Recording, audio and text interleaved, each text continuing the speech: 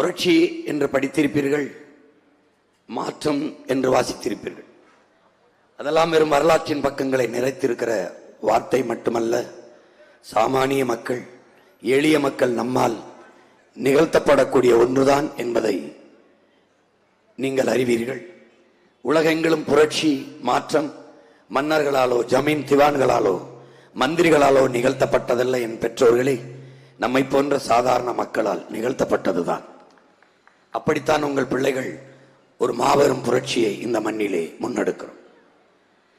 நீண்ட காலமாக இந்தியம், திராவிடம் என்று பேசி என் நிலத்தின் வளத்தை, என் மண்ணின் மக்களின் நலத்தை கெடுத்து, எங்கள் உரிமையெல்லாம் பறித்து, அன்னை நிலத்திலே எங்களை அடிமையாக, ஏழ்மையாக, வறுமையாக வாழ வைத்த இந்த கொடுமையை துடைத்தெறிய வேண்டும் என்ற துடிப்போடும் தவிப்போடும் எளிய பிள்ளைகள் உங்களிடத்திலே இந்த களத்திலே நிற்கிறோம்.